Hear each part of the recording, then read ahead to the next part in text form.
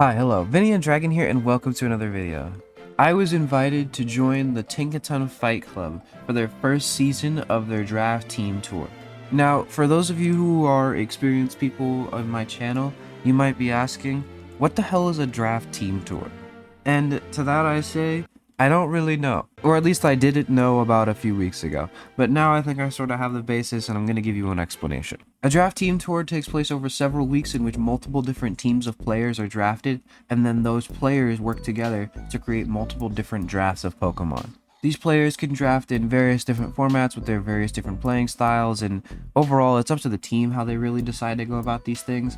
But I overall wanted to draft in Paldex because I think that our team didn't really have a lot of enthusiasm for Paldex. It was the least played format among our team aside from Ultra Sun and Moon, and I myself have played Paldex before, even on the channel, so I wanted to try and make a name for myself there. I'll be going over the draft that I had the most impact in. However, every single draft on every single division was a team effort.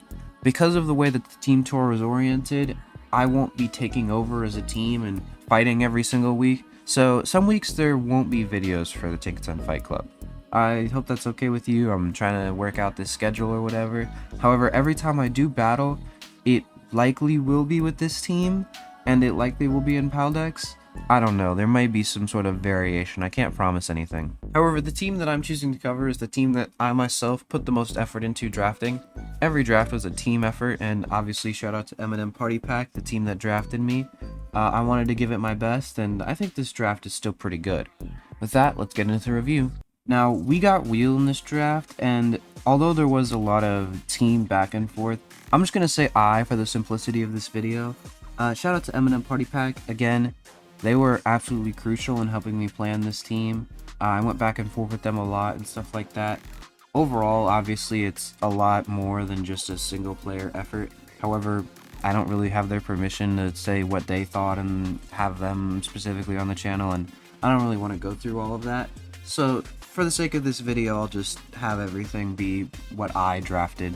The first round pick was Garchomp. Garchomp in Paldex is an absolute monster. I mean, it's one of the best hazard setters in the format. It's a very potent offensive threat. It has access to pretty much everything you could ever want, and we've actually never used it on the channel before. I pride myself on being a little bit of a Mega Garchomp connoisseur, if you will, but Garchomp himself actually is not something that I'm too familiar with, so I was very excited to see how this goes. Overall, Garchomp was an absolutely fundamental do-everything Pokemon that we drafted, which was absolutely pretty helpful. However, we still needed another Pokemon. After all, I was wheel pick. Both of these Pokemon needed to be back-to-back. So I started to think about what Pokemon sort of combined with Garchomp the best, and there was only really one that stuck to mind, which was Terra Goldengo. Goldengo is absolutely ruthless in Scarlet Violet. He's still really good in National decks, obviously, but a lot of his checks, a lot of his answers and stuff aren't in the decks, and I mean, Goldengo has been terrorizing OU for a long time. Obviously, draft is different than ladder, but I'm very excited to use Goldengo. He's probably just the best spin blocker of all time. He's really, really versatile, and with free Terra, we could even do things like Terra Flying to stop the Great Tusk, or any other potential options that could get rid of hazards we could just shut down. It makes him really, really good defensively, but it also means we could just randomly use wall breaking moves like Make It Rain or Terra Blast and stuff like that on a Life Orb set or something, and just absolutely shred. Massive fan of Goldengo. But I know what you're thinking. Wow, Vinny, you really seem to have diversified your sort of Pokemon you look at. I mean, Goldengo and Garchomp, this is a really balanced team. Yeah, no, alright. Balance is over. We're drafting Iron Bundle. Iron Bundle's role in this team is about the same as Iron Bundle's role in every team. Absolutely shred things with the stab type combination, and completely open the door for sweeps, cleans, and just anything you could ever potentially need. Now, with the way that we formatted our team, which I'll discuss with some later Pokemon that have access to removal moves, we shouldn't be switching Iron Bundle into rocks too much. Obviously, there's still the nature of they could just have rocks anyway, but our hazard control is some of the best in the format, so I'm really hoping that Iron Bundle is able to get in safely, get those chip damages in, and get those safe cleans, and we'll see how it goes. Now, when I was previously discussing removal and I was talking about hazard stacking, it's pretty safe to say that Glimmora is just the best Pokemon of all time at that. Glimmora was our round 4 pick because, well, Glimmora can do everything. Glimmora has a high special attack stat, which means it can just randomly be a wall breaker. However, it's also just one of the best stackers in the format, with access to its Poison Spikes ability, and access to Stealth Rocks, and just access to anything, really. It's also even able to pressure Steel types out with stuff like Corrosion Toxic. It's got Mortal Spin, which is able to clear hazards and poison. Overall, just a defensive menace. Now, aside from Garchomp, who we really don't want to be using for it much, we don't have a lot of physical attacking coverage. Like I said, Garchomp can do it, obviously. Garchomp is phenomenally strong. But we don't want to be using Garchomp to be punching physical holes every week. If they just bring Assault Vest every single week, they're gonna cream us. Which is why I made sure we picked up Ogerpon Hearthflame. Now, unfortunately, this is Ogerpon Hearthflame without Terra. Be a little fun if we could Terra him, but alas. But I've used Ogerpon Hearthflame with no Terra to massive success in MMC. Despite him being only my second best Pokemon, I'd argue that Mawile did a lot more work for me in that season. Bundle actually kind of sucked, but that's fine. Ogerpon Hearthflame is a massive overperformer for me, with access to Trailblaze very easily. It's very, very fast on that 110, and it hits really, really, really hard, especially with Ivy Cudgel crits.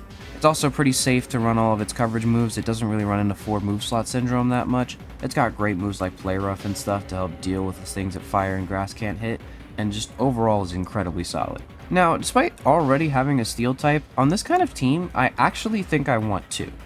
Our Fairy type is pretty low tier, and so I think Double Steel is actually pretty helpful, and we also needed a Steel type that wasn't weak to ground. Our ground weakness is getting pretty bad. That's why we drafted Corviknight. Corviknight is a defensive menace, which honestly, he's pretty boring to talk about. Honestly, I couldn't bring myself to talk about Corviknight for a whole minute. I mean, he's got Defog, he's got Roost, he's a bird that just sits there. He's the same as like Skarmory and stuff. He's got other things. I mean, don't get me wrong. He doesn't do things the same way Skarmory does. Corviknight hits harder, but he doesn't get rocks. That's about it. Yeah, I'm sorry for being low energy here, but Corviknight's just really, really boring. However, next up, yes, we're gonna ignore Corviknight here for a second, and we're gonna talk about our next pick because I think it's far more interesting. Terra Florges. Florges is actually a very interesting Pokemon to use, especially with Terra, with access to Terra Grass Flower Veil, as well as Terra with Calm Mind in order to get more defensive boosts, as long as just a ton of other stuff. Florges does a ton of interesting things for this team, being another special attacker, obviously, but it also just has a lot of great support moves, has access to Terra so we can change its type and be whatever the defensive glue we need is for the week, a ton of random damaging moves that will actually break things like Calm Mind stacking into Draining Kiss or just random energy balls. Overall, Florges is actually a pretty solid Pokemon. Plus, I'm not going to really be able to show it for the video, but Florges has a lot of different colors. I don't know, I just kind of like it. Let me know in the comments what you think the best Florges color is and which one I should bring if I decide to bring Florges randomly. Vikavolt was the low tier of choice as much as we tried to fit in Toad School, and by we I mean definitely me. I tried to fit in Toad School like every time, and I couldn't. It was very tragic. Vikavolt does a lot of things for this team, mainly like Sticky Web and be a strong Volt Switcher. Vikavolt obviously does do some other things. It's a very, very low speed tier, which we were actually missing. Overall, 145 is a very, very strong special attack stat, so it's able to help break more things with this actually pretty wide coverage pool. It has Levitate, which means it's another ground switch in, and just overall is incredibly, incredibly solid. And now I know what you're thinking, where's the next Pokemon? Well, these drafts are actually really small. That's the team. Some overall thoughts is that I'm very, very excited that this team came together. I hope to get a couple wins, make a name for myself here. I think this draft went really, really well, along with a lot of the other drafts, honestly, that I didn't touch in this video. And I really hope everything goes well, but we'll see. But if you enjoyed the video, make sure to like, subscribe, all that jazz. All of my Tinkaton Fight Club content will be uploaded on Mondays, as long as there is some. Obviously, if I am benched for that week, I will not upload a video, as you would expect. But thank you guys so much for watching, and I'll see you guys in the next video. Peace out.